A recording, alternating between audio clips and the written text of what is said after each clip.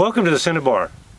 Now with hunting season coming up, seemed like a pretty good time to sneak out of the shop and come up and do a little scouting around and maybe hang a trail cam or two and keep track of what's going on around here. But I wanted to do a little bit different kind of episode today to give you folks a heads up. For those of us in the collecting community, there's been some real changes just recently in how we can ship firearms in this country. And I don't think many people are aware of it. Now, just recently, well, it was actually last fall, Fedex really tightened up their shipping requirements and basically made it very, very difficult to ship firearms. And I really wasn't all that worried about that because FedEx doesn't have great service out here anyway. But just recently, UPS has kind of gone along those same lines and made it very, very difficult to ship firearms as well. So I thought it was time maybe to kind of clue you guys in on what exactly is going on, because it affects all of us in the collecting community. If we ship or receive firearms, there's some stuff we need to know, and some of it's not really clear at this point. And I'm no lawyer and have absolutely no interest in being one, but you know, if you want to find this information, it's all readily available on the internet, and some of it's kind of confusing. Some of it's kind of a gray area that may need some interpretation, and some of this is new enough that I haven't had the opportunity yet to get a hold of anybody to really get some clarification, if there is people that really will clarify for us. So to start off with, let's just talk about the different shipping companies that are available to us, basically FedEx, UPS, and the Postal Service. FedEx last fall, and as I understand it, it was kind of caving under pressure. There were some senators who wrote to UPS and FedEx and really putting some scare tactics on them, putting some heavy pressure on them about shipping firearms, particularly unserialized ghost type firearms.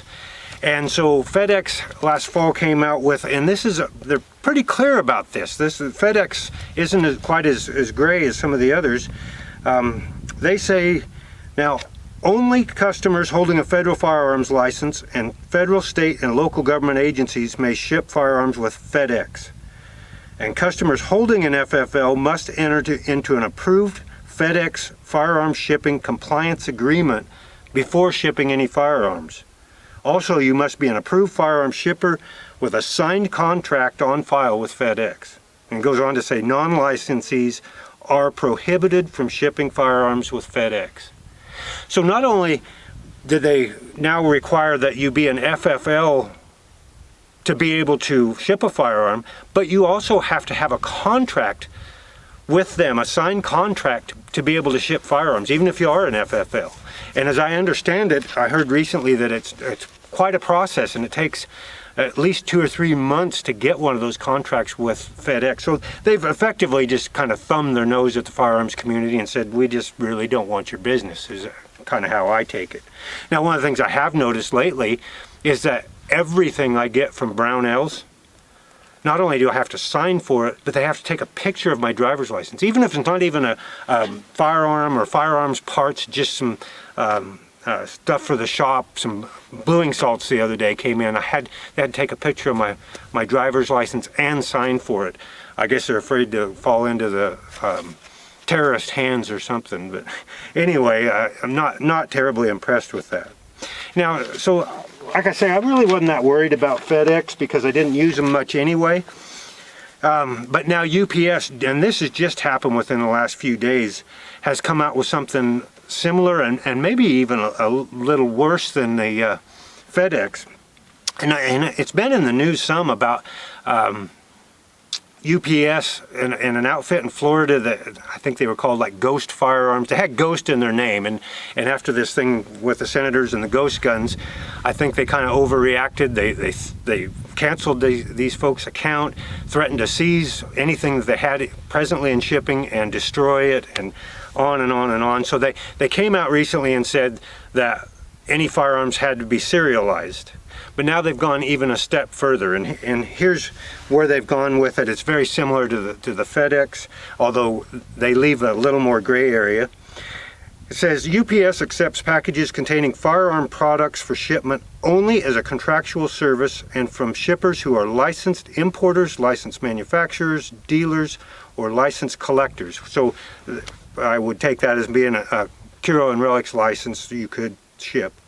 And 2 authorized recipients as outlined in the approved UPS agreement for the transportation of firearms products. Okay, so we've got another agreement thing coming up.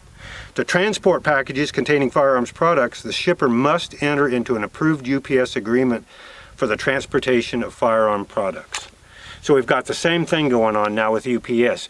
Not only must you be an FFL to ship firearms through them, but you have to enter into some kind of a contractual agreement that is going to say who you can ship to. And I would imagine that's going to mean we're going to have to ship to another FFL, but they don't spell that out here. It's just when you get a contract with us, and I'm sure we're going to make it real easy, then you'll find out who you can ship to. Now they go on a little bit further and say firearms have the same definition as set forth in Title 18, Chapter 44, and Title 26, Chapter 53 of the United States Code. Now we're getting into a little more gray area, because that first one is what the Gun Control Act of 1968 says, and we've all used that for our definition of antique firearms. You know, made pre-1899, made in 1898 or before. The problem is they've said, and this other CFR, which is the IRS definition of an antique firearm. And while they're worded fairly similarly, they're worded enough differently that they're very clearly don't consider an antique firearm as being made before 1898 if it will take fixed ammunition, either rimfire or centerfire, that's currently manufactured and available. So that means, say this Colt 1878 revolver in 4440, they wouldn't consider that an antique, even though it was made prior to 1899. Even this first model 1873 Winchester in 4440, made in 1875, predates that 1899 cutoff by a long ways, but according to the IRS definition, doesn't qualify as an antique, and UPS says it has to meet both of those requirements. So there's a gray area in there, and you know, that's something that we're all going to have to work through and figure out. Unfortunately, at this point, even if you're an FFL, if you don't have a contract with either FedEx or UPS, you can't not ship through those companies. And this is not federal law. This is their own policy. Now, if you want to go ahead and take that chance, you know, maybe you end up like that outfit in Florida where they just terminate your agreement, seize anything that's presently in shipping, and destroy it. I mean, boy, I'd be more than a little ticked off at that. The next one, of course, is Postal Service, U.S. Post Office. And it's ironic now that if you're an unlicensee, because of these senators going and threatening the private carriers, your only option, and only for some firearms, is to ship through the post office, our federal government shipper. Okay, so let's see. We'll talk about handguns first. And most people believe that you cannot ship handguns no matter what through the post office, and that's not the case. And so again, you can find this information on the U.S. Postal Service website. But for handguns, there are some very narrowly defined requirements for shipping handguns through the post office. And one of them is if you're a member of the military or law enforcement, there's ways that you can ship to and from, but again, they're fairly onerous in how you can do them.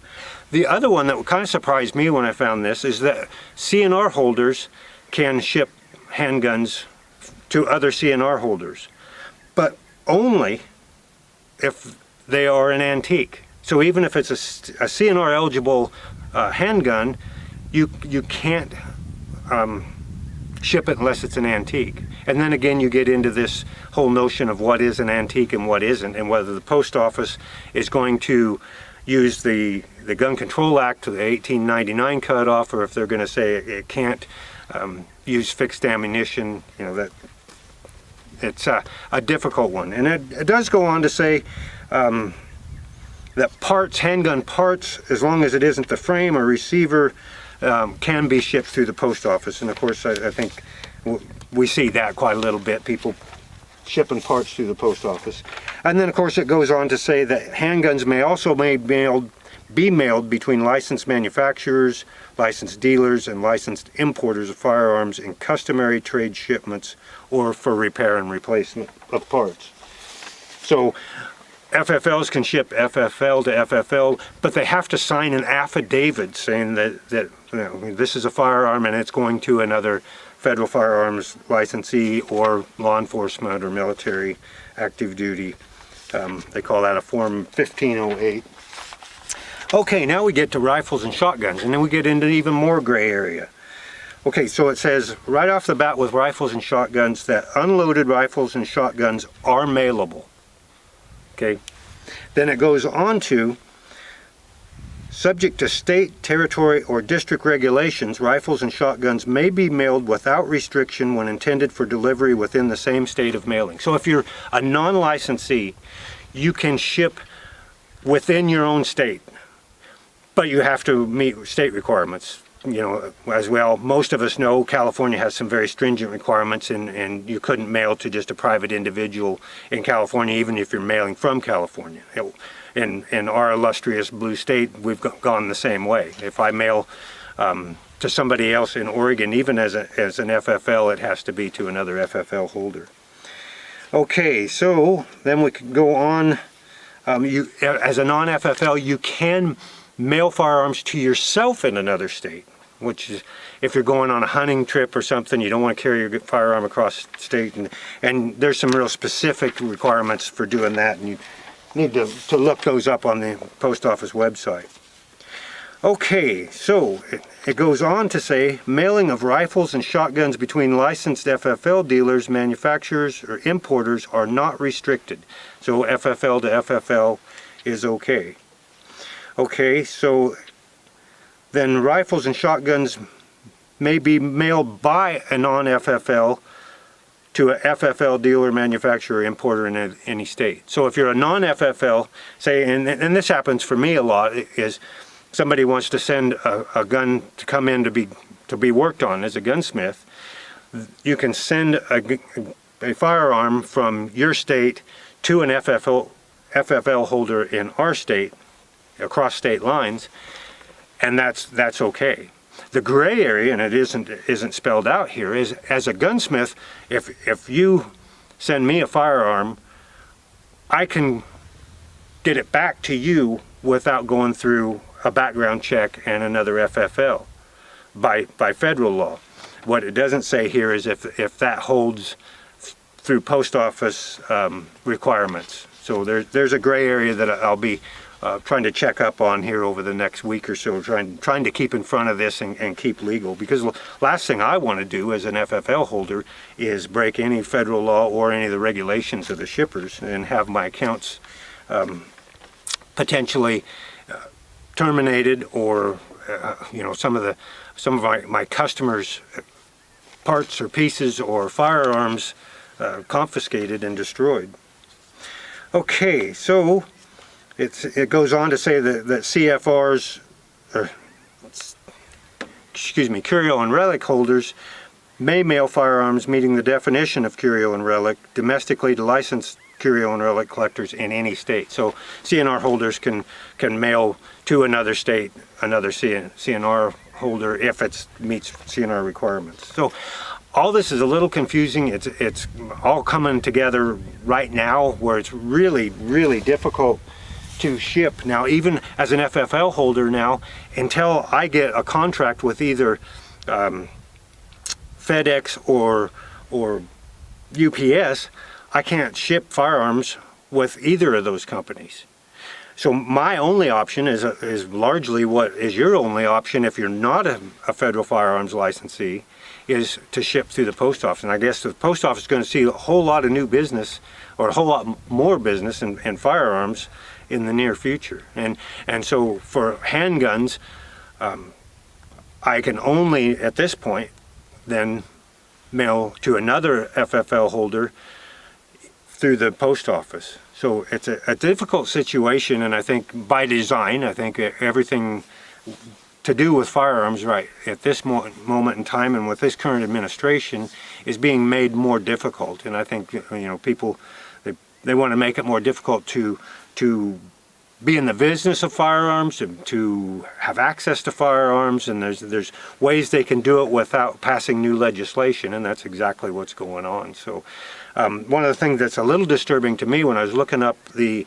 CFRs, or the regulations, and looking at the difference between what's in the Gun Control Act, where it says pre-1899 is considered an antique, and the IRS regulations, it says it has to be pre-1899, and it can't be designed to take fixed ammunitions, either rimfire or centerfire, unless they're completely obsolete, is that when you get on the BATFE site, they're quoting that IRS requirement. So I think we're soon going to see that fight, particularly with this current administration, and somebody's going to be the test case for that, where they're going to go after somebody for dealing in antique firearms, and what we've always considered antique firearms, and what ATF has always considered antique firearms, and using that IRS regulation to go after us and say, no, this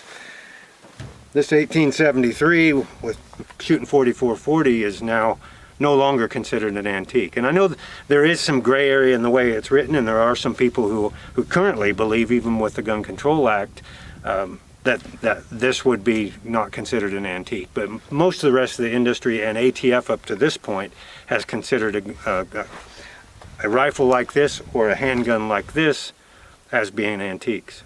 So keep informed. As I say, go research this yourself. All this stuff is readily available on the internet. Some of it's pretty confusing at this point. So, you know, you may want to consider talking to somebody, an attorney who deals in firearms related issues, to get some clarification. And I'll be talking more with my contact at ATF, and trying to get some clarification from UPS as well about this contract and what's going to be allowed and what isn't. So,